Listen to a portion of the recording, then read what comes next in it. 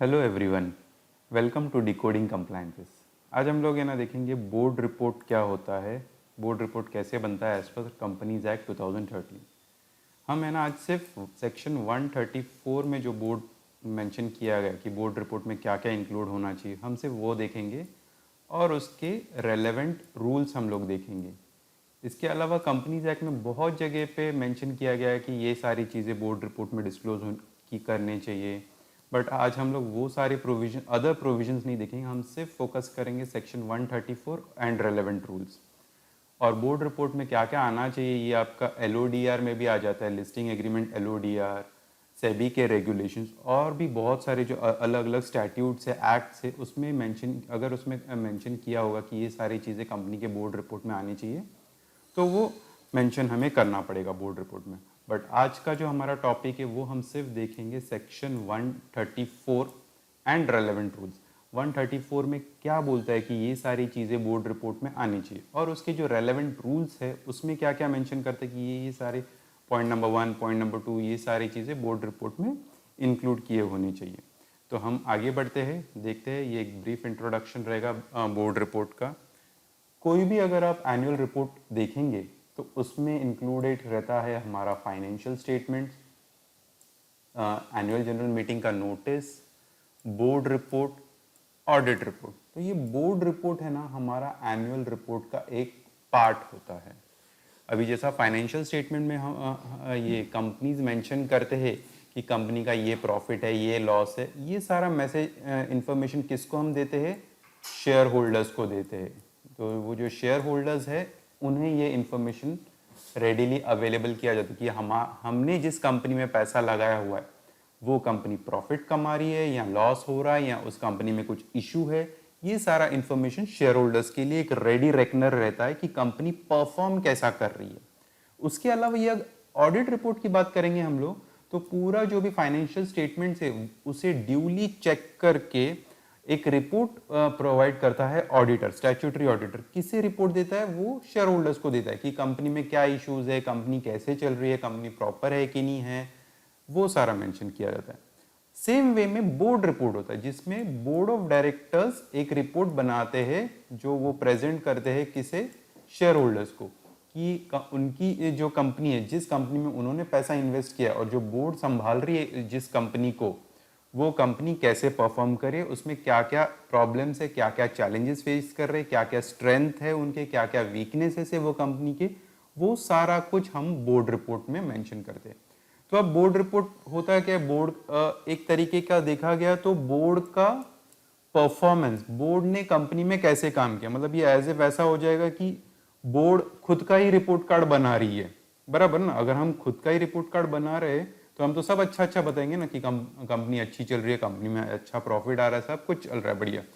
तो इसीलिए companies act ने क्या किया है, सेक्शन 134 में हमें बताया गया है कि आप जो बोर्ड रिपोर्ट बनाओगे वो एक स्पेसिफिक फॉर्मेट में होना चाहिए। स्पेसिफिक फॉर्मेट यानी कि आप फॉर्मेट कोई भी यूज कर सकते हो, बट उसमें ये सारा चीजें मैंडेटरीली आनी चाहिए। अभी सेक्शन 134 में अगर आप हम देखेंगे ABC कुछ लगभग 15-16 आइटम्स मेंशन किए हुए हो, तो ये सब तो आने ही चाहिए। इसके अलावा आप कुछ और एडअप कर रहे हो, वॉलंटरीली कुछ और डिस्क्लोज कर रहे हो तो चलेगा, बट ये सारा चीज आनी चाहिए। ये कौन बोलता है? सेक्शन 134(3). ठीक है, अब हम लोग सबसे पहला सेक्शन 134(3) देखते हैं क्या क्या बोलता है। सब there shall be attached to the statements laid before a company in general meeting a report by its board of director which shall include. तो ये जो फाइनेंशियल स्टेटमेंट्स है उसमें हमें ये बोर्ड रिपोर्ट ऐड करना होगा और ये हमें जनरल मीटिंग में प्रेजेंट करना है फॉर शेयर होल्डर्स अप्रूवल। और ये जो बोर्ड रिपोर्ट है उसमें क्या क्या आना चाहिए? Number 1, the web address if any where annual return referred to in subsection 3 of 92 has been placed। मतलब कंपनी का जो वेब का एड्रेस होगा, वेबसाइट का एड्रेस, और उस वेबसाइट के एड्रेस में कंपनी को क्या प्लेस करना है? एनुअल रिटर्न, जो सेक्शन 92 में मेंशन करता है। अभी इसमें हम देखेंगे तो टेक्निकल चीजें काफी कुछ आती जाएगी, जैसे सेक्शन, ये सेक्शन, वो सेक्शन। तो ये ओवरऑल एक सेक्शन है हमारे लिए एक अलग सा एक टॉपिक बन जाएगा, तो उसमें हमारे लिए डिटेल 1 घंटा जाएगा। तो मैं सिर्फ ब्रीफ में आपको बताऊंगा कि ये होता क्या है। तो कंपनी को एनुअल रिटर्न फाइल करना पड़ता है आरओसी में। उस एनुअल रिटर्न को हम लोग बोलते हैं, वो एक फॉर्म होता है MGT7।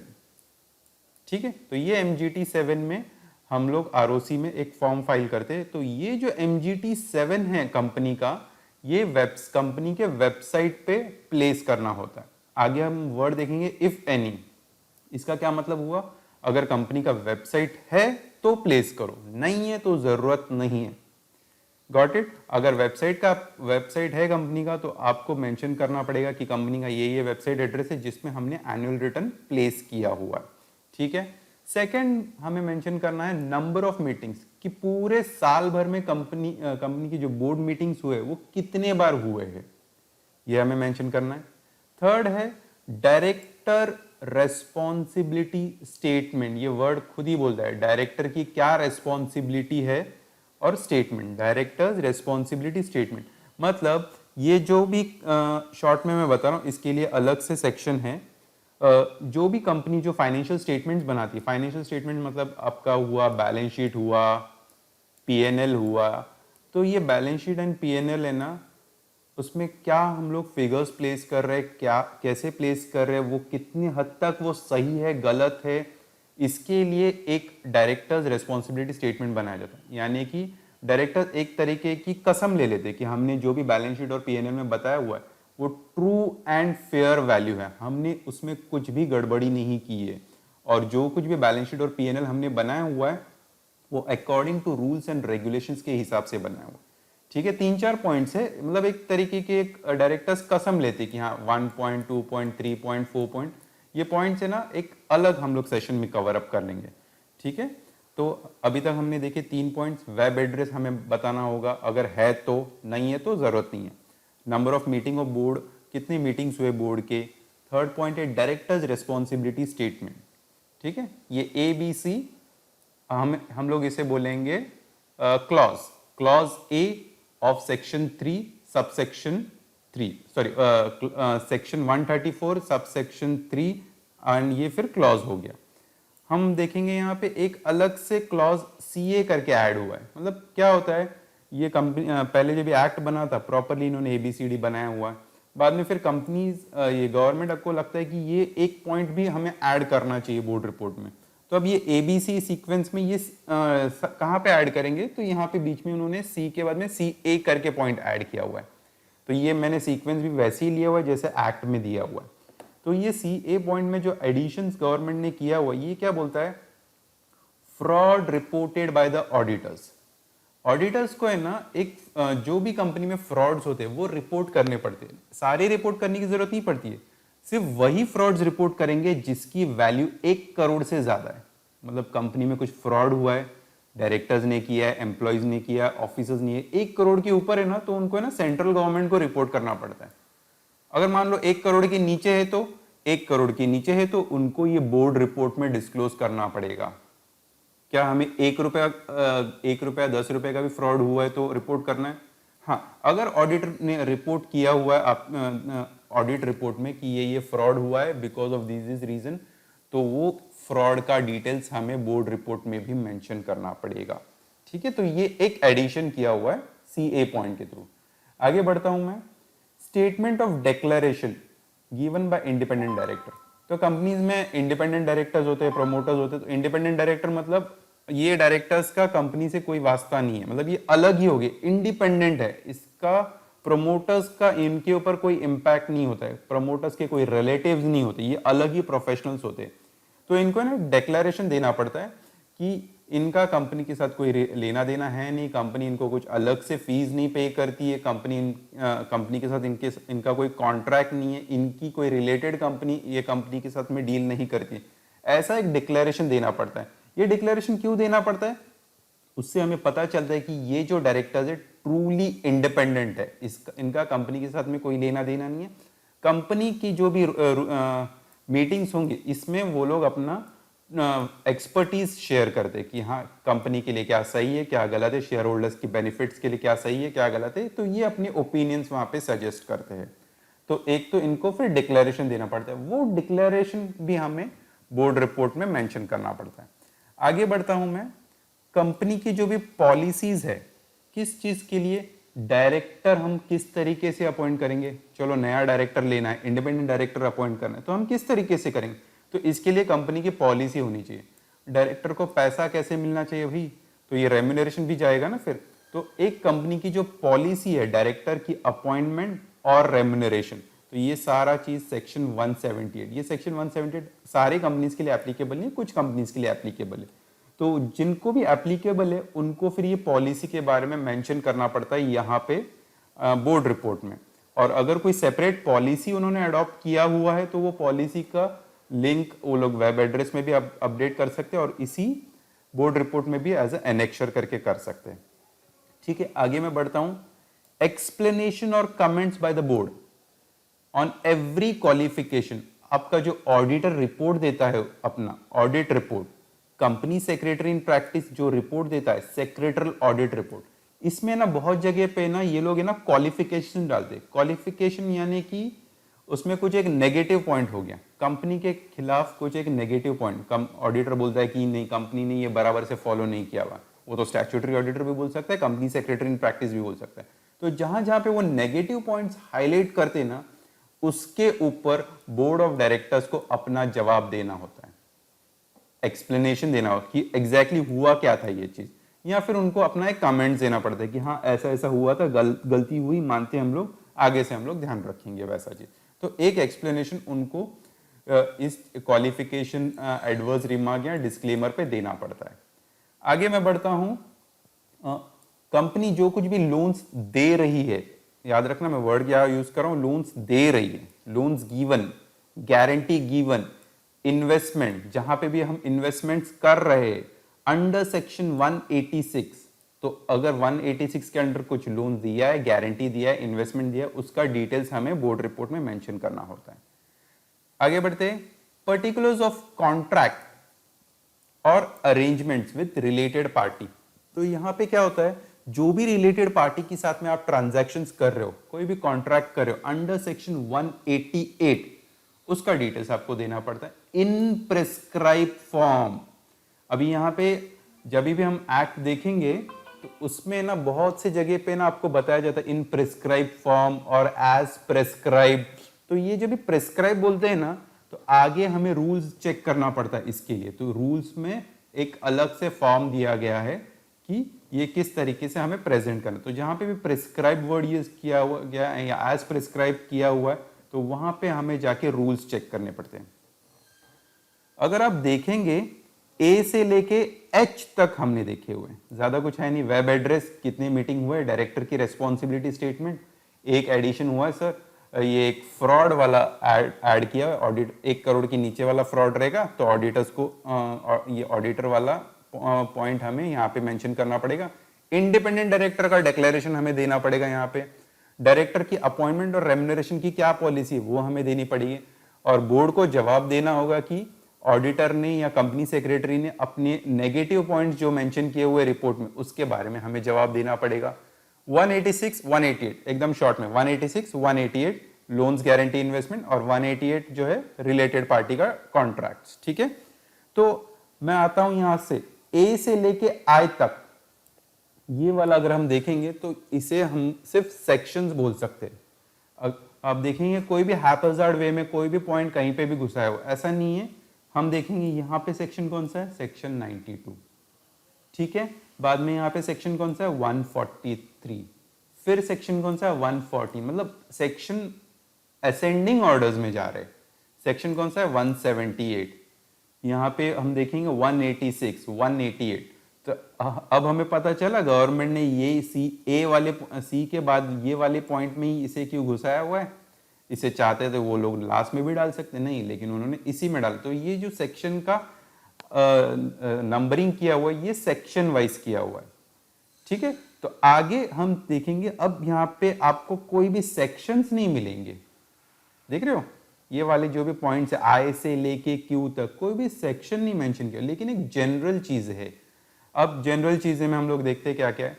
State of company affairs, company के अफेयर्स यानी कि कंपनी का जो भी प्रॉफिट एंड लॉस, क्या पूरे साल भर में क्या प्रॉफिट एंड लॉस है, कंपनी ने पूरे साल भर में क्या कामकाज किया हुआ है, वो हमें मेंशन करना पड़ता है यहाँ पे। फिर कंपनी को क्या होता है, हर साल जो भी पैसा कमा रही है प्रॉफिट में से कुछ अमाउंट रिजर्व में डालने होते, जरूर मैंडेटरी नहीं है, करना है तो कर सकते। तो यहाँ पे वही बोला हुआ इफ एनी, अगर वो कुछ रिजर्व में पैसा डाल रहे हैं तो अलग से बोर्ड रिपोर्ट में डिस्क्लोज करो। देखो पैसा तो वो डाल ही रहे, आपको वो चीज फाइनेंशियल स्टेटमेंट्स में भी दिखेगा, लेकिन बोर्ड रिपोर्ट में एक चीज बोर्ड को बताना पड़ेगा कि हम ये इतना इतना अमाउंट का पैसा रिजर्व में डाल रहे हैं। तो ये कैसा होता है, एक मैसेज देते हम, जैसे कि ये जो डायरेक्टर्स है शेयर होल्डर से बात कर रहे हैं कि आपकी कंपनी ने इतना पैसा प्रॉफिट में से निकाल के रिजर्व्स में डाला हुआ है। ठीक है, आगे जो कुछ भी डिविडेंड दे रहे विच इज रेकमेंडेड, जो भी हम डिविडेंड देने वाले हैं वो हमें मेंशन करना पड़ेगा कि साल ये इतना हम डिविडेंड देने वाले हैं करके। ठीक है, तो ये 3 पॉइंट अगर हम देखेंगे, ये कंपनी के अफेयर्स के बारे में बताता है। मतलब कंपनी क्या काम कर, मतलब कंपनी ने कितना प्रॉफिट कमाया, कितना आपका प्रॉफिट में से रिजर्व में डाला, कितना हम डिविडेंड में डालने वाले, कितना हम डिविडेंड देने वाले। आगे देखेंगे ये I point, material changes and commitment. ध्यान रखना ये थोड़ा सा क्रूशियल पॉइंट होता है कि क्या होता है, हम जो भी बोर्ड रिपोर्ट बनाते हैं वो एज ऑन एंड ऑफ 31 मार्च के लिए बनाते हैं। तो मार्च का जो बोर्ड रिपोर्ट है आपका, और ये जब हम लोग एजीएम में प्रेजेंट करते हैं, एजीएम में रखने का लास्ट, एजीएम कभी लास्ट डेट रख सकते हैं हम लोग, वो होता है 30 सितंबर। तो ये टेंटेटिवली हम देखेंगे तो हमारा बोर्ड रिपोर्ट कभी बनता होगा, अगर हम लोग अकाउंट्स अडॉप्ट करते हैं फर्स्ट वीक ऑफ सितंबर में, मान लो सितंबर बोलो, या फिर अगर आपका लिस्टेड कंपनी है तो आपको जल्दी अडॉप्ट करना पड़ता रहेगा। तो मार्च हो गया, अप्रैल, मई में समझ लो बोर्ड रिपोर्ट हमारा बन गया। ठीक है, तो मई में बोर्ड रिपोर्ट बन गया।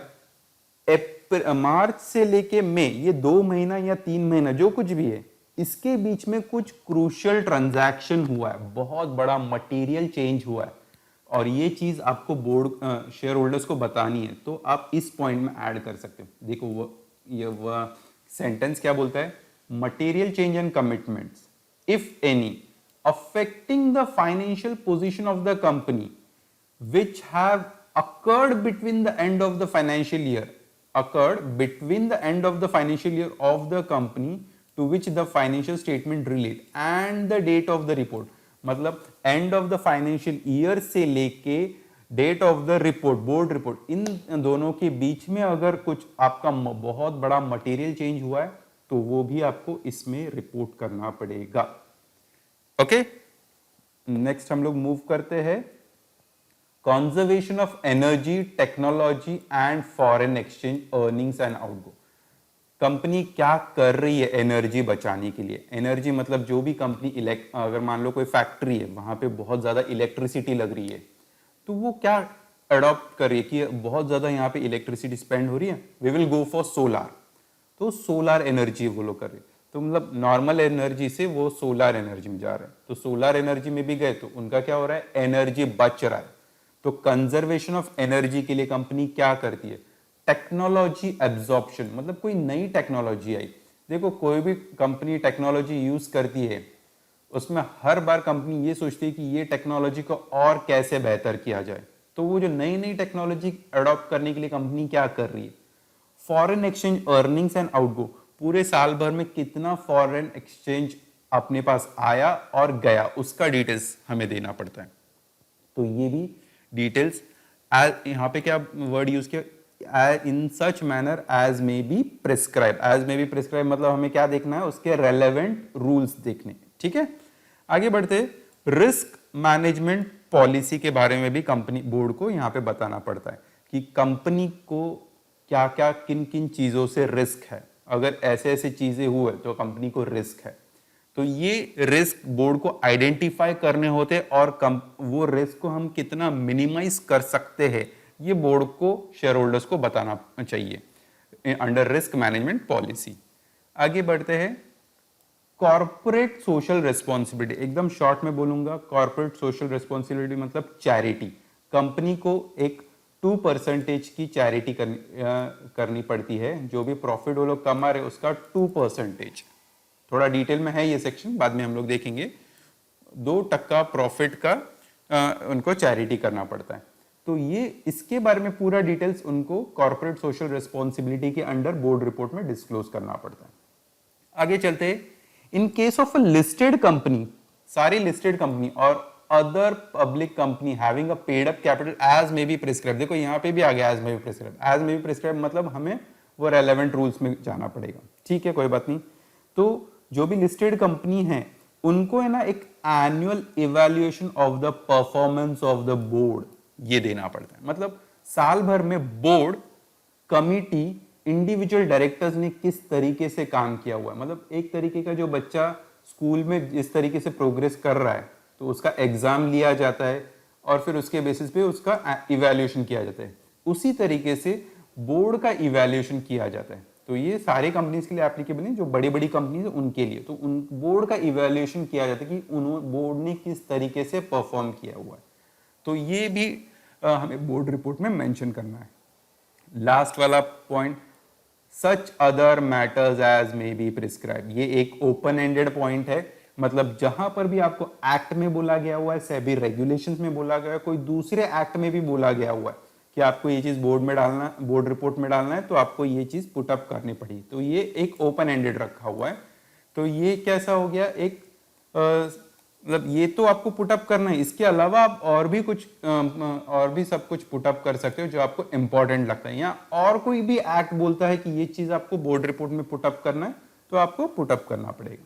तो अगर हम देखेंगे ज्यादा से ज्यादा क्या हो गया, ये सब चीजें सेक्शंस के बारे में बताती है, ये चीजें कंपनी के अफेयर्स के बारे में बता रही है, ये चीजें हाँ आपका रिपोर्ट हो गया, रिपोर्ट के बाद कुछ अगर मटेरियल चेंजेस हो गया तो वो आपको मेंशन करना पड़ेगा, टेक्नोलॉजी के लिए आप क्या कर रहे हो वो बताना है, रिस्क क्या आ रहा है वो आपको रिस्क की पॉलिसी बतानी है, सीएसआर की पॉलिसी बतानी है, बोर्ड का जो इवैल्यूएशन है बोर्ड ऑफ डायरेक्टर्स का वो आपको यहां पे बताना है। देन आगे बढ़ते हैं हम लोग, provided that where disclosures referred to in subsection have been included in the financial statement, such disclosure shall be referred to instead of being repeated in the board report.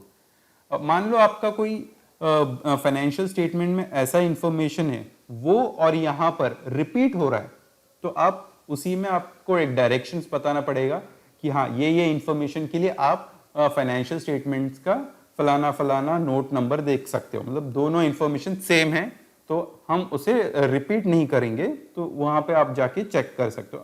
तो ये खुद कंपनीज एक्ट ने ही आपको provision दिया हुआ है, तो हम इंफॉर्मेशन रिपीट नहीं करेंगे, सीधा वो डायरेक्शन बता देंगे ये वाला नोट चेक करो। ओके, आगे बढ़ते हैं। यहाँ पे क्या बोलता है, क्लॉज ई और क्लॉज ओ, क्या बोलता है क्लॉज ई और क्लॉज ओ? क्लॉज ई हमारा पॉलिसी है, डायरेक्टर अपॉइंटमेंट रेम्यूनरेशन, और ओ वाला क्या है, हमारा सीएसआर का पॉलिसी। तो ये वाली जो भी पॉलिसी है इसे आप कंपनी के वेबसाइट पे भी डालोगे तो भी चल जाता है, ये एक सफिशिएंट कंप्लायंस माना जाता है, और उसका हमें वेब एड्रेस देना पड़ता है सेम वे में जहां पे एनुअल रिपोर्ट हम लोग प्लेस करते हैं। तो अभी हमने देखा सेक्शन 134(3), तो इसमें ये तो क्लियर है, ये चीज ये सारी चीजें हमें बोर्ड रिपोर्ट में मेंशन करनी। अब 3A सेक्शन 134(3A, ये एक नया सेक्शन ऐड किया गया है। यहां पे क्या बोलता है, सीजी मतलब सेंट्रल गवर्नमेंट में prescribe N abridged board report. एब्रिज मतलब शॉर्ट एंड क्रिस्प। वो बोल सकता है कि एब्रिज प्रोस्पेक्टस बनाओ तुम, किसको बोल रहा है ये, 1 पर्सन कंपनी और स्मॉल कंपनी, क्योंकि देख रहे हो ना आप लोग कि इसमें बोर्ड रिपोर्ट बहुत लेंथी हो जाता है, तो यहाँ पे गवर्नमेंट हमें प्रिस्क्राइब कर सकता है कि 1 पर्सन कंपनी और स्मॉल कंपनी चाहे तो एवरेज बोर्ड रिपोर्ट अडॉप्ट कर सकता है। तो अभी ये average prospectus average board report हम बनाएंगे कैसे, तो वर्ड क्या यूज किया हुआ है देखो, मे प्रिस्क्राइब मतलब कहाँ पे मेंशन किया होगा, रेलेवेंट रूल्स में, ठीक है। तो इसके लिए भी हमें रूल्स में जाने पड़ेंगे। तो आगे बढ़ते हैं, अब हम लोग चलते हैं रूल्स में। ध्यान रखना रूल्स में वही चीजें होगी, ओवर एंड एडिशन, मतलब जहां पे भी प्रेस्क्राइब वर्ड यूज किया हुआ है उसका क्लैरिटी हमें रूल्स में मिलता है, या फिर other such matter as may be prescribe, और कुछ अगर लगता है तो वो लोग रूल्स में ऐड कर सकते हैं। मतलब पहला तो हमें ये 134(3) तो पूरा का पूरा देखना ही है, उसके बाद हमें रूल्स भी देखने हैं। तो रूल्स में हम आ रहे हैं यहाँ पे चैप्टर 9 कंपनी अकाउंट रूल्स 2014, उसमें हम देख रहे हैं रूल 18। देखो एक्ट रहेगा तो हम उसे सेक्शन बोलते हैं, अगर रूल्स है तो वो हमें हम लोग उसे रूल नंबर बोलते हैं। तो वहां पे सेक्शन नंबर, यहाँ पे रूल नंबर। तो ये रूल नंबर 8 क्या बोलता है, matters to be included in board report. ये सारे मैटर्स हमें बोर्ड रिपोर्ट में इंक्लूड करना है, ठीक है। पहला क्या बोलता है, देखो, the board report shall be prepared based on stand alone financial statements. मतलब जो भी पूरा हम बोर्ड रिपोर्ट बनाएंगे वो स्टैंड अलोन, ये वर्ड हमें समझना है। स्टैंड अलोन होता क्या है, और एक होता है स्टैंड अलोन, दूसरा होता है कंसोलिडेटेड।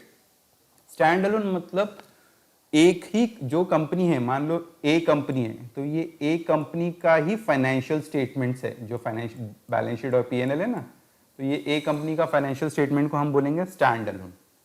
अब ए कंपनी की एक और कंपनी है बी कंपनी, तो ये ए कंपनी बी कंपनी ए कंपनी, ये होल्डिंग सब्सिडरी रिलेशन है, होल्डिंग सब्सिडरी, ए होल्डिंग है बी सब्सिडरी है, ठीक है। अब बी ए बी में 100% शेयर्स ले रहा है, तो देखा गया तो ये पेरेंट कंपनी हो गई, ये चाइल्ड कंपनी हो गई। बी जो कुछ भी कमा रहा है किसका हुआ, अल्टीमेटली ए कंपनी का ही हुआ ना। तो ए कंपनी को क्या करना पड़ता है, उसे फाइनेंशियल स्टेटमेंट बनाना पड़ता है। एक तो वो बनाएगा स्टैंड अलोन फाइनेंशियल स्टेटमेंट, दूसरा उसको बनाना पड़ता है कंसोलिडेटेड फाइनेंशियल स्टेटमेंट। ये कंसोलिडेटेड क्या होता है, ए का ये बना हुआ उसका अकेला ही का स्टैंड अलोन फाइनेंशियल स्टेटमेंट, और ए प्लस बी ये दोनों का मिलके बनेगा कंसोलिडेटेड फाइनेंशियल स्टेटमेंट्स, ठीक है। तो आगे हम लोग बढ़ते हैं।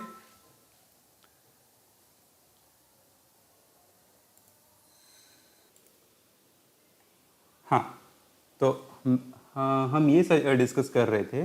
तो ए बी का होल्डिंग कंपनी है and B is a subsidiary company. तो यहाँ पे ए को तो अपने अलग से अकाउंट बनानी ही पड़ेंगे, जिसको हम बोलेंगे स्टैंड अलोन। तो ए और बी दोनों का अकाउंट्स मर्ज करके हम बनाएंगे कंसोलिडेटेड फाइनेंशियल स्टेटमेंट। तो यहाँ पे ए को दो accounts, standalone as well as consolidated.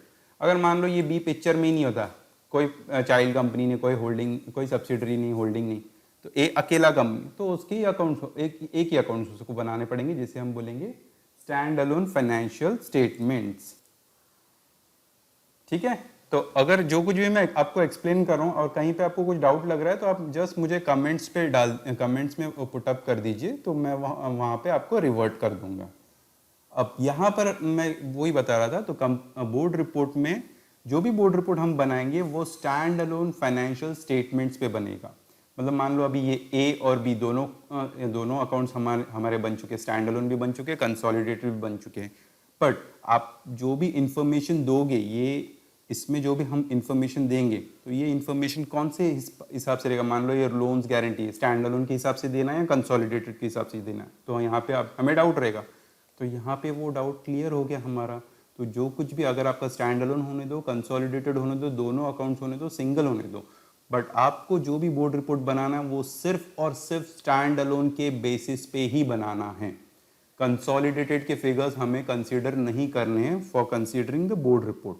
हाँ, सिर्फ हमें क्या करने पड़ेंगे, हाइलाइट्स और परफॉर्मेंस, जो कुछ भी आपके सब्सिडरी है, एसोसिएट है, जॉइंट वेंचर कंपनी, इनका जो कुछ भी ओवरऑल कंसोलिडेटेड में जो भी नंबर्स आ रहे हैं, प्रॉफिट आ रहा है, लॉस आ रहा है, वो हमें सिर्फ कंपेयर करने एक जगह पे रिपोर्ट्स में।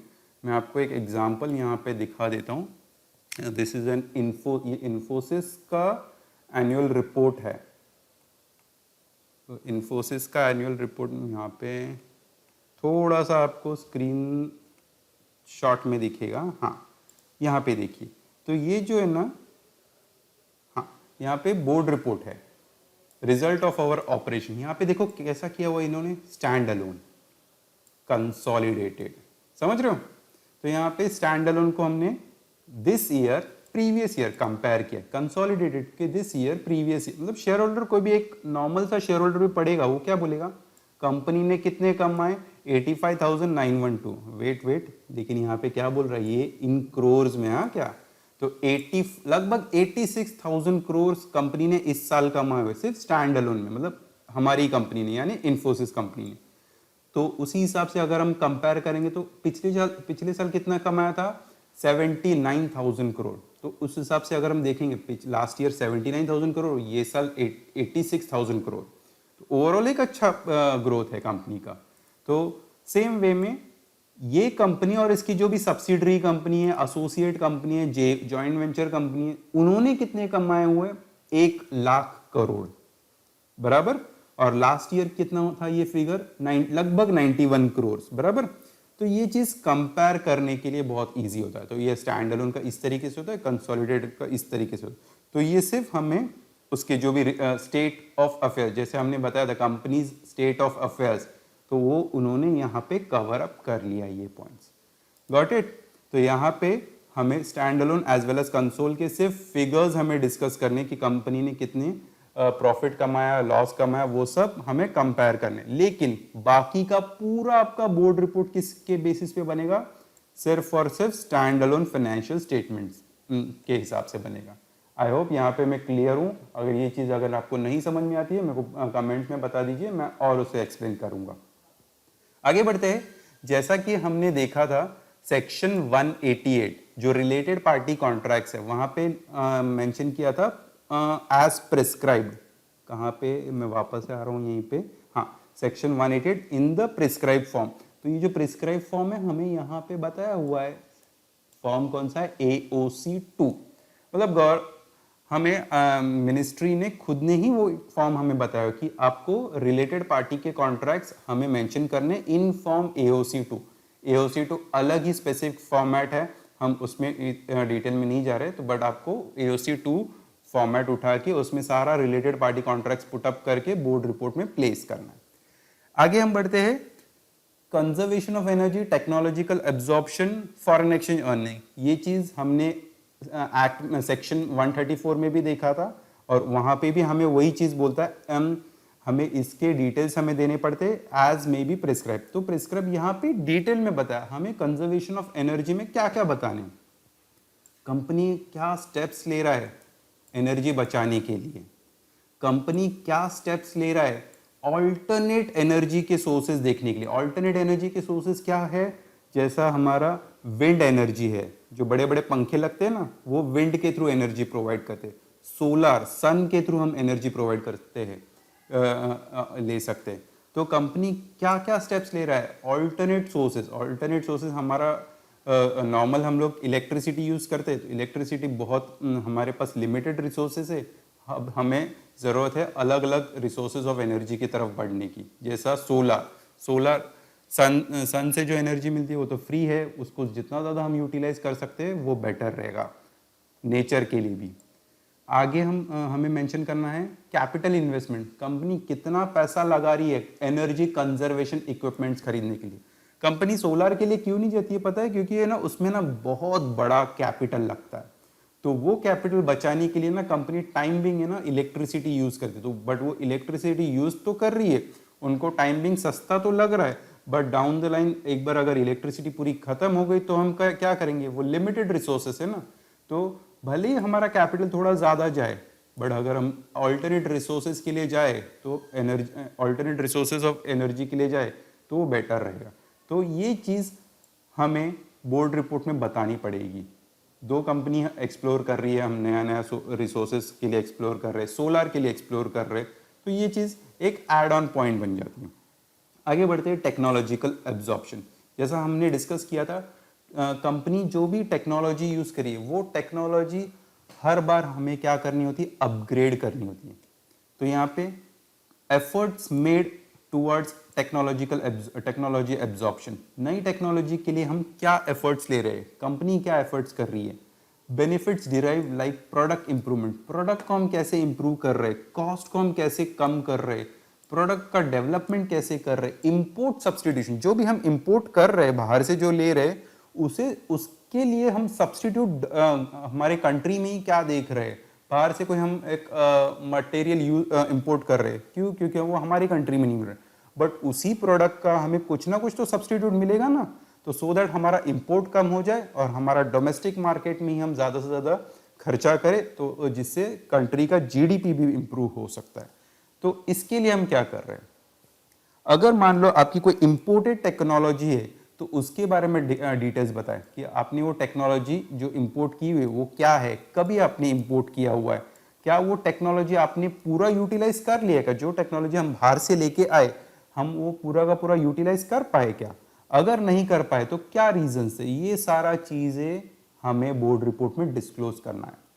आगे हम बढ़ते हैं foreign exchange earnings and outgo. तो जो कुछ भी एक्चुअल इनफ्लो बाहर से फॉरेन मनी जो भी हमारे कंट्री में आ रहा है या foreign exchange outgo actual terms में, सिर्फ मैं बोल रहा हूं एक्चुअल टर्म्स में, जितना भी पैसा बाहर से इंडिया में आया हमारी कंपनी में आया और यहां से बाहर गया उसका हमें डिटेल्स हमें देना पड़ेगा कि हमारा इतना इतना फॉरेन एक्सचेंज अर्निंग्स हुआ है, आउटगो हुआ है। एक प्रोवाइजो क्लॉज है, जब भी आपको है ना प्रोवाइडेड दैट ये वर्ड नजर आए, ये प्रोवाइडेड दैट यहाँ पे भी हमें मिले थे। प्रोवाइडेड दैट का मतलब क्या होता है कि ये जो सेक्शंस, ये जो रूल्स हमने बताए, हाँ ये रूल है, स्टैंडर्ड रूल है, बट वो रूल के लिए हमने एक प्रोवाइजो बनाया। प्रोवाइजो इन शॉर्ट हम बोल सकते हैं कि एक एक्सेप्शन है कि ये चीज रूल नहीं फॉलो करने वाला है, समझ रहे हो। हम पहले तो रूल बताते हैं, रूल के बाद में प्रोवाइडेड दैट बताया, मतलब हाँ ये रूल, ये वाला अभी सेंटेंस जो हम पढ़ने वाले ये अभी रूल फॉलो नहीं करेगा। क्यों नहीं करेगा देखते, यहाँ पे भी हम देखेंगे, यहाँ पे भी क्या बोलता है कि जहाँ पे भी चीजें आपकी रिपीट होती है तो हम डायरेक्टली फाइनेंशियल स्टेटमेंट की ओर इशारा करेंगे। मतलब ये क्या बोलता है, एक तरफ तो तुम बोलते हो कि भाई यहाँ पे 188 का जो है, किधर गया, हाँ 186, हाँ ये 188 वाला आपको पूरा ट्रांजैक्शन की डिटेल्स हमें बतानी। अगर सेम चीज आपका फाइनेंशियल स्टेटमेंट्स में है तो आप सीधा उसको बोलोगे कि फाइनेंशियल स्टेटमेंट्स देख लो, बराबर। तो यहाँ पे आप क्या बोलते हो, नहीं नहीं यहाँ पे भी बताओ, रूल क्या बोलता है यहाँ पे बताओ, बट यहाँ पे ये क्या बोलता है, अगर रिपीट हो रहे तो सीधा उसको वो नोट की तरफ डायरेक्ट करो। यहाँ पे क्या बोलता है कि आपने क्लॉज ई और क्लॉज ओ जो पॉलिसीज है आपने मेंटेन किए हुए, सीधा आपका आप उसका वेबसाइट का एड्रेस भी बताओगे तो भी चल जाएगा। मतलब प्रोवाइडेड दैट वर्ड दिखा ना, समझ जाओ कि ये चीज एक्सेप्शन है, जो रूल हमने पढ़ा उसके विपरीत कुछ जाने वाला है, ठीक है। तो सेम वे में हमने ये टेक्नोलॉजी का सब कुछ देखा कि आपको एनर्जी बताना है, टेक्नोलॉजी बताना है, फॉरेन एक्सचेंज बताना है। यहाँ पे मैं आता हूँ, सेंटेंस वापस से ढंग से हम लोग पढ़ते हैं, provided that requirement of furnishing information, furnishing information मतलब इंफॉर्मेशन जो देना है किस, and details under this sub rule, ये रूल के अंडर जो कुछ भी इंफॉर्मेशन देना है, shall not apply to a government company, government company को एप्लीकेबल नहीं है। एंगेज, सभी नहीं है कुछ, engage in producing defence equipment, defence related जो भी हमारी गवर्नमेंट कंपनीज है, जैसे ऑर्डनेंस हुआ, ऑर्डनेंस कंपनी पता है आपको, जो बुलेट्स के शेल्स बनाती है, जो भी डिफेंस रिलेटेड जो इक्विपमेंट्स बनाती है, जो भी कोई गन्स बनाते, आर्म्स बनाते, अम्यूनिशन बनाते, जो हमारे सोल्जर्स के लिए, आर्मी नेवी और एयरफोर्स के लिए यूज होते हैं, ऐसी बहुत सी हमने हमारी बहुत सी कंपनीज है जो गवर्नमेंट कंपनी, ये कंपनीज को ये वाले रूल्स में कोई इंफॉर्मेशन देने की जरूरत नहीं है। अब आप लॉजिक सोचो, ये क्यों नहीं देने की जरूरत है, कंजर्वेशन ऑफ एनर्जी टेक्नोलॉजी, तो ये क्या होते हैं भैया, ट्रेड सीक्रेट्स हुए ना, आप क्या टेक्नोलॉजी यूज कर रहे हो। अगर हमारी डिफेंस कंपनी ही बता देगी हम ये सारी टेक्नोलॉजी यूज कर रहे हैं और वो अपने एनुअल रिपोर्ट में डाल देंगे ये सब चीजें, तो बाहर की कंट्रीज को पता चलेगा ना कि हमारी ट्रेड सीक्रेट्स क्या है। तो इसीलिए ये रूल में गवर्नमेंट कंपनी जो डिफेंस इक्विपमेंट्स बनाती है उनको एग्जम्पशन दे दिया, तो यहाँ पे ये चीज नहीं दिया तो भी चल जाएगा, इनफैक्ट उनको देना ही नहीं है ये चीजें, क्योंकि उसी के लिए ये एक एक्सेप्शन लाया हुआ है।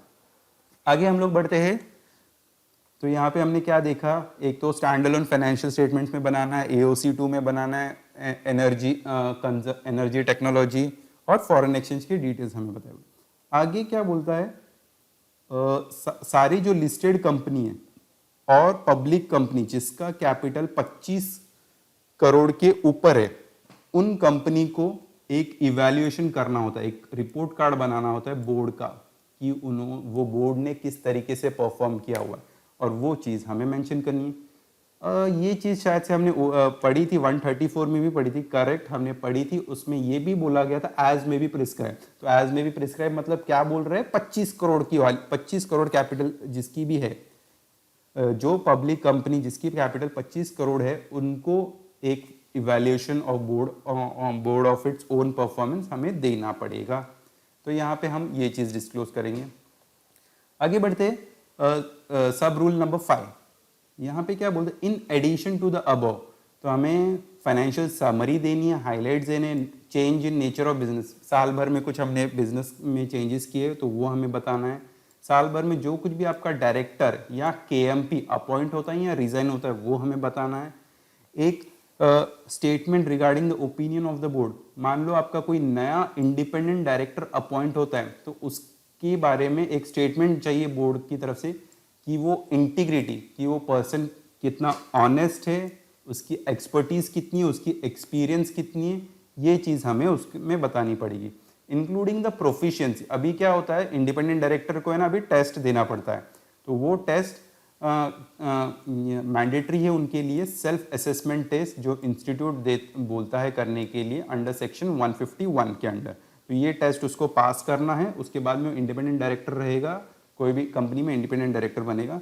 तो ये टेस्ट के बारे में भी बोर्ड अपने ये बोर्ड रिपोर्ट में मेंशन करे कि हम इस पर्सन को अपॉइंट कर रहे और इसकी प्रोफिशिएंसी टेस्ट में इतने इतने मार्क्स आए हुए हैं, तो वैसा हमें करना पड़ेगा। और तो और कंपनी सब्सिडरी कंपनी कौन सी कंपनी के कितने नए कंपनी सब्सिडरी कंपनी बनी हुए हैं या फिर अभी वो सब्सिडरी नहीं रहे, सब्सिडरी बोलो, जॉइंट वेंचर बोलो, एसोसिएट कंपनी बोलो, नए कंपनी कितने बने और सब्सिडरी एसोसिएट जेवी या वो सीज हो गई या अभी वो subsidiary joint venture associate company नहीं रहे, तो उसके हमें बाइफर्केशन देनी पड़ेंगे। फिर आता है डिपॉजिट। डिपॉजिट यानी पब्लिक से, इसका एक अलग ही चैप्टर है, डिपॉजिट्स का अलग ही चैप्टर है, वो हम लोग देखेंगे अलग से। अभी के लिए इतना ही समझ लो कि डिपॉजिट्स मतलब जो भी हम पब्लिक से लोन ले रहे हैं वो, तो कितना जो भी हमने पब्लिक से कितना हमने लोन लिया है साल भर में, और साल के एंड में वो कितना अनपेड है या अनक्लेम्ड है, या वो जो कुछ भी डिपॉजिट्स है उसमें हमारा कुछ डिफॉल्ट हुआ है क्या। डिफॉल्ट यानी कि कुछ कंपनी का जो भी रूल्स एंड रेगुलेशन है उसके खिलाफ हमने कुछ पैसा लिया है क्या। डिफॉल्ट मतलब जहां पे कंपनी ने गलती किया हुआ है, अगर ऐसा कुछ डिफॉल्ट है तो हमें पूरा का पूरा वो अमाउंट कितना इन्वॉल्व है, कितने अमाउंट का हमारा डिफॉल्ट हुआ है, शुरुआत में कितना था, पूरे साल भर में ज़्यादा से ज़्यादा कितना गया, एंड में कितना है। तो ये अगर डिफॉल्ट है तो अलग से डिटेल्स देने पड़ेंगे, नहीं है तो हमें बताना है कि ये हमने कंपनी ने साल भर में कोई डिपॉजिट्स लिए ही नहीं। फिर बाद में डिटेल्स ऑफ डिपॉजिट, और ऐसे कोई अपने डिपॉजिट्स लिए हुए जो कंपनी के कंप्लायंस में नहीं आ रहे, मतलब जो भी डिपॉजिट के रूल्स है उसके कंप्लायंस में नहीं ले रह के हमने कुछ अलग से पैसा लिया हुआ है, तो उसके डिटेल्स हमें देने पड़ेंगे। सिग्निफिकेंट मटेरियल ऑर्डर, कुछ हमें कोर्ट्स, ट्राइब्यूनल्स, रेगुलेटर से हमें कुछ ऑर्डर्स आए हुए और वो कंपनी के कंसर्न कंपनी को इम्पैक्ट करेगा, तो उसके डिटेल्स हमें बताने पड़ेंगे। इंटरनल फाइनेंशियल कंट्रोल कैसा है कंपनी का, कंपनी में कोई भी अगर एक बिल पास करना है तो किस तरीके से उनके प्रोसीजर्स रहेंगे, कौन फॉलो करेगा, कौन उसको अप्रूव करेगा, कौन उसको प्रिपेयर करेगा, तो इंटरनल फाइनेंशियल कंट्रोल कितना स्ट्रांग है कंपनी का वो हमें बताना है। कंपनी को कॉस्ट के रिकॉर्ड्स में ये मेंटेन करने की नहीं, वो हमें सीजी बताएगा, सेंट्रल गवर्नमेंट बताएगा, तो वो हमें यहाँ पे मेंशन करना है। फिर यहाँ पे एक अलग से एक नया पॉइंट ऐड हुआ है, posh, prevention of sexual harassment at work places. तो यहाँ पे सेक्सुअल हरासमेंट के बारे में हमें डिटेल्स बताने, कितने केसेस हमें मिले हुए हैं, हमने इंटरनल कंप्लेंट्स का कमेटी बनाई हुई है कि नहीं, और कितने केसेस आए, कितने केसेस रिजॉल्व किए, कितने केसेस पेंडिंग है, ये सब हमें इसमें बताने होंगे। देन नेक्स्ट है डिटेल्स ऑफ एप्लीकेशंस मेड और proceedings pending under the IBC. IBC इतना ही समझ लो कि ये क्या होता है, इंसॉल्वेंसी। कोई अगर हमारी कंपनी कोई क्रेडिटर्स को पैसा नहीं दे पाता है या हम कुछ डिस्प्यूट के कारण रुका रहे, तो उसका वो क्रेडिटर का राइट है, वो कोर्ट में जा सकता है। वो कौन सा कोर्ट है, आईबीसी। आईबीसी के अंडर एनसीएलटी कोर्ट में जा सकता है, बोल सकता है कि हमारा इतना इतना आउटस्टैंडिंग और ये कंपनी हमें पैसा नहीं दे रही है, तो ये आईबीसी में अगर केस फेवर में गया तो कंपनी को बंद भी करने की नौबत आ सकती है, बता रहा हूं मैं। तो ये आईबीसी के रिलेटेड जो भी मैटर्स है हमें यहाँ पे डिस्क्लोज करने हैं। Then details of difference between the amount of valuation done at the time of one-time settlement and the valuation done while taking the loan from the banks of financial institution। तो ये एकदम short में बताता हूँ। जो bank से हम लोग लोन ले रहे और उस टाइम पे हमने जो कुछ भी सिक्योरिटी दी उसका वैल्यूएशन किया जाता है। सिक्योरिटी के वैल्यूएशन हम मान लो लैंड दिया हुआ, लैंड का वैल्यूएशन हमने किया था कितना उस टाइम पे 5 करोड़, लेकिन जब कंपनी हम पैसा ही नहीं दे पा रहे तो अभी लैंड बेचने की बारी आ गई। बेचने की बारी आई तो हुआ क्या, 5 करोड़ का जो लैंड है 1 करोड़ में बिका। बहुत ज्यादा डिफरेंस हुआ ना। तो ये वन टाइम सेटलमेंट करते वक्त बहुत ज्यादा वैल्यूएशन का डिफरेंस हुआ है। अभी ये डिफरेंस क्यों आया, तो इसका रीजंस हमें यहाँ पे बोर्ड रिपोर्ट में देने होंगे। ठीक है, तो मोटा मोटी अगर हम देखेंगे तो बहुत कुछ कवर हो जाता है इसमें। हाँ, आगे एक पॉइंट, छोटा सा पॉइंट दिया हुआ है, ये जो कुछ भी हमने डिस्कस किया हुआ है ना, ये एप्लीकेबल ही नहीं है भैया 1 पर्सन और स्मॉल कंपनी को, समझ रहे हो। तो ये 1 पर्सन और स्मॉल कंपनी को छोड़ के बाकी जितनी भी बड़ी बड़ी कंपनीज है उनको ये सब रूल्स फॉलो करने पड़ेंगे। यहाँ पे भी हम देखेंगे कि सेंट्रल गवर्नमेंट बोलता है कि एवरेज प्रोस्पेक्टस बना सकते हैं 1 पर्सन कंपनी और स्मॉल कंपनी। तो स्मॉल कंपनी और 1 पर्सन कंपनी एक छोटा फॉर्मेट यूज कर सकते हैं, लेकिन बाकी जो कंपनी है उनको ये सारे पॉइंट्स इंक्लूड करने ही पड़ेंगे। अब आगे बढ़ते, ये 1 पर्सन कंपनी होता क्या है भैया, स्मॉल कंपनी होता है क्या। 1 पर्सन कंपनी मतलब एक ही पर्सन रहेगा उसमें मेंबर, और कोई नहीं, 2 मेंबर नहीं, 3 मेंबर नहीं, सिर्फ 1 पर्सन ही रहेगा मेंबर उसमें। तो ऐसी कंपनी को बोलेंगे 1 पर्सन कंपनी। स्मॉल कंपनी ज्यादा डेफिनेशन में नहीं जाता हूं मैं, इतना ही समझ लो, वो कंपनी जिसका paid up share capital 2 crore से ज्यादा नहीं है, और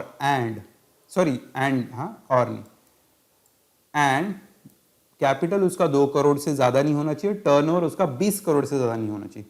अगर ये दोनों कंडीशन आपकी फुलफिल होती है तो आपकी स्मॉल कंपनी ट्रीट की जाएगी। अगर ये दोनों में से एक भी फुलफिल नहीं होता है तो आपकी नॉर्मल कंपनी ट्रीट की जाएगी। तो आपको ये सारा चीजें डिटेल्स मेंशन करना पड़ेगा।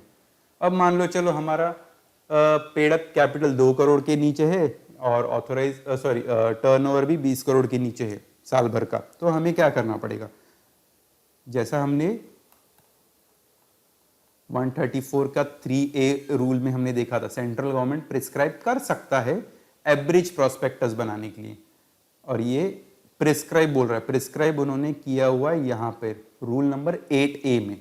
Matters to be included in the board report for 1 person company and small company. अब इसमें ना रेपिटेटिव इंफॉर्मेशन है, ज्यादा टाइम नहीं लेंगे हम लोग इसमें। तो यहाँ पे board report of 1 OPC and small company shall be prepared on the stand alone financial statement of the company which shall be in the average format. Average मतलब शॉर्ट फॉर्मेट। सेम उनको भी वेब एड्रेस देना है, उनको भी number of meetings बताना है, directors responsibility statement देना है, फ्रॉड के बारे में बताना है, बोर्ड को एक्सप्लेनेशंस देना है, कुछ नेगेटिव कमेंट्स है तो स्टेट ऑफ कंपनी का अफेयर्स बताना है, कंपनी का फाइनेंशियल समरी और हाइलाइट्स क्या है, क्या क्या मटेरियल चेंजेस आए हुए, कौन से डायरेक्टर्स अपॉइंट हुए, रिजाइन हुए, और कोई सिग्निफिकेंट मटेरियल ऑर्डर्स आए हुए क्या, और कॉन्ट्रैक्ट से रिलेटेड क्या क्या है। तो ये सब इतने ही चीजें उसको बतानी, बाकी बताने की जरूरत है नहीं, मैंडेटरी नहीं है। बताया चलेगा बट मैंडेटरी नहीं है। वो लोग एकदम शॉर्ट में ये इतना ही रिपोर्ट में बता सकते हैं। उसके बाद में एक रूल 9 हम लोग देख लेते हैं। इसमें क्या होता है, CSR पॉलिसी जो लोग CSR पॉलिसी जो कंपनी फॉलो करती है वो पॉलिसी का डिटेल्स एक एनेक्शर होता है। बोर्ड रिपोर्ट में ना काफी सारे एनेक्शर्स होते हैं, तो वो सब एनेक्शर्स हमें बोर्ड रिपोर्ट के बाद में annexure A, annexure B, annexure C करके अटैच करने पड़ते हैं। उसी तरीके से ये CSR पॉलिसी का भी एक एनेक्शर है, वो एनेक्शर हमें बोर्ड रिपोर्ट में अटैच करना पड़ता है। ठीक है, तो यहाँ पर बहुत तो नहीं, हमने क्या कंपनीज एक्ट में जो है 134 सेक्शन 134 और उसके रेलेवेंट रूल्स वो हमने कवर अप कर लिए। मैं फिर से रिपीट कर रहा हूं, बोर्ड रिपोर्ट के सारे इंफॉर्मेशन इसमें नहीं आए हुए, इसमें से वही इंफॉर्मेशन है सेक्शन 134 और उसके रेलेवेंट रूल्स। ऐसे बहुत से प्रोविजन है जहां पे वो बोलता है कि हाँ ये चीज आपको बोर्ड रिपोर्ट में डिस्क्लोज करनी है, तो वो हम सेपरेटली उसको पढ़ेंगे। तो ओवरऑल एक सेशन में ये सारी चीजें कवर करना पॉसिबल नहीं है, तो हम इसे पार्ट पार्ट में कवर अप करनी है, बाद में एक कंबाइंड सेशन में ये सब चीजें हम एक साथ देखेंगे। ठीक है, तो यहाँ पे मैं आपको थैंक यू बोलूंगा। हम मिलते हैं, जल्द मिलेंगे डिकोडिंग कंप्लायंसेस के चैनल पे कोई और नए टॉपिक में। Thank you.